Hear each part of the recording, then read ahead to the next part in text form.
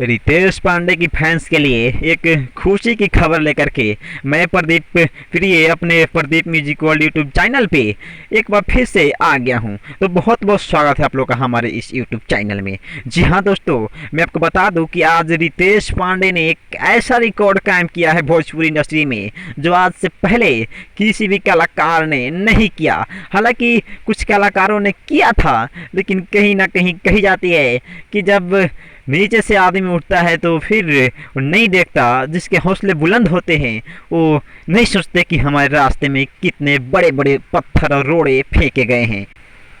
एक बड़ी साजिश की गई थी गाने को फ्लॉप कराने की, लेकिन अंत में जाकर के रितेश पांडे ने हौसले नहीं हारे और अब इस समय भोजपुरी इंडस्ट्री के शीरमौर बन गए हैं रितेश पांडे। जी हाँ, मैं सही बोल रहा हूँ, आप कमेंट बॉक्स में ज़रूर बताइएगा। मैं बात कर रहा हूँ पूर्वी बैरिया गाने को लेकर के।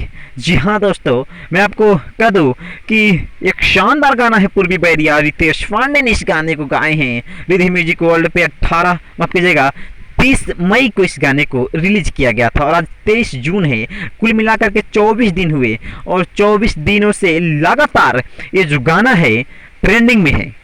24 दिनों से लगातार ट्रेंडिंग में रहना एक कोई मामूली बात नहीं है, एक बड़ी बात है किसी भी सिंगर के लिए। हालांकि भोजपुरी इतिहास में अब तक कोई भी सिंगर का गाना इतना दिनों तक ट्रेंडिंग म्यूजिक में नहीं रहा है।